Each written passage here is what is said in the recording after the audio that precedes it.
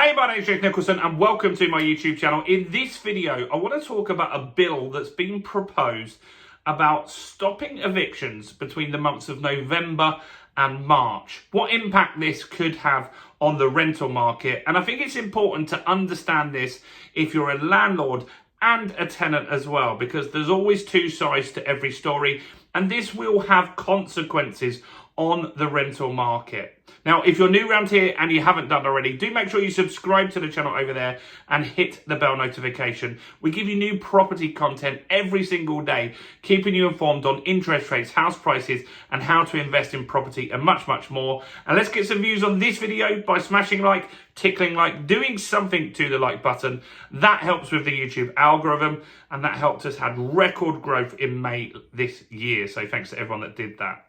So, what is going on? Well, in Scotland and the Scottish Green Party, a lady called Maggie Chapman is proposing a bill that would stop evictions between the months of November and March. Now, when you hear that, you think that's not something that's likely to get passed. But what if I told you that this was already previously a law, and they did do this in 2022 for it to be reversed? Now, maybe you're watching this and you're thinking, well, I'm in England or Wales or Ireland, this won't impact me. Well, a lot of stuff that happens in law starts in Scotland and things follow down to the UK. You see, Scotland is a lot stricter with landlords. They have been for a long, long time, and over the last few years, they've had rent caps that were implemented into Scotland, and a lot of people saw that as a very positive thing. So rent caps obviously stop people increasing rents at an alarming rate, but they actually had a very negative impact on the rental market. What happened was a lot of landlords then quit. Also, a lot of landlords increased the rents very significantly just prior to this rent cap going into place. And what ultimately happened, which a lot of you Scottish viewers will confirm in the comments, is when you're looking for a rental property somewhere like Edinburgh, you could have the best references, the best job, and be perfect as a tenant, but you might be going up against 200 people. And it's not uncommon for 200 people to view one property. And so because of that, Scotland removed these rent caps, and they removed the ability to not evict people during those winter months. Now, it sounds positive, doesn't it? If you're a tenant, you can't afford the property, you don't want a nasty landlord evicting you from that property. I agree with that. I'm a landlord myself, and sometimes you do have to be compassionate and look at those things and say, this isn't the right thing to do. But what if the tenant is just willfully not paying the rent or damaging the property because they know they can't get evicted during those months? There's got to be a little bit of give and take on this kind of stuff. And so they already had this in place. They reversed it, but now they're looking at it again. And that is something that this Maggie Chapman has said that they will keep bringing up until they get this back as a law over in Scotland.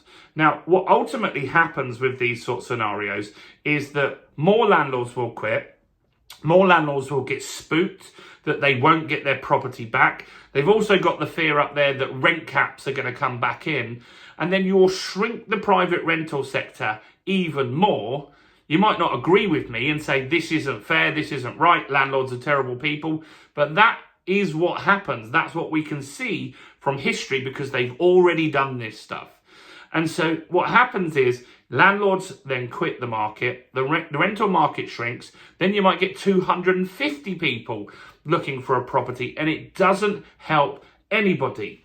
What should be looked at, in my opinion, is that things like this, we should have a court process that if someone is damaging your property, if somebody is willfully not paying the rent and there's no real plan to get that caught up, that then you can get your property back in a fairly quick way. I think that is fair for both parties.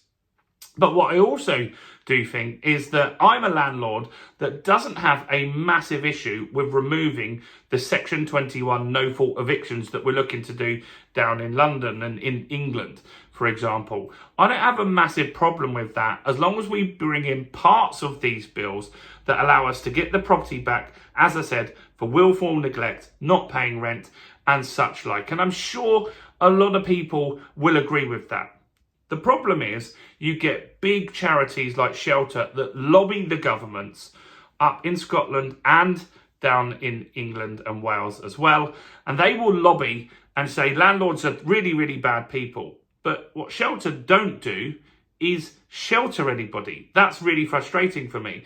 They get so many donations each and every year. They could build really significant properties and they could then house people, and then they could rehabilitate and support and train and educate people, help them with their mental health and get them back on to their feet and get them back living a decent life again. But they don't do that. They just lobby and they cause lots of landlords to leave the market, which exacerbates the problem and makes things even harder, in my opinion. So is this something that you should worry about if you're a landlord in England and Wales? Well, not right now, but you should be aware of what happens up in Scotland. It is important to look at. Rent controls have been discussed in England and Wales. They have been considered. There are certain parties that would be more likely to do that than others.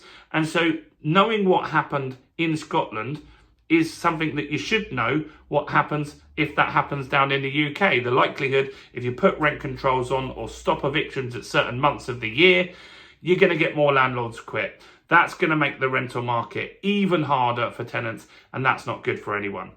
Let me know in the comments what you think about this. And if you haven't done, and you haven't checked out the fundamentals of property investing, that will help you become a landlord, but doing it the right way. How to find properties below market value that you can add value to, you can bring back to a good standing, and then how to have the right types of tenant that you can get high cash flow as well.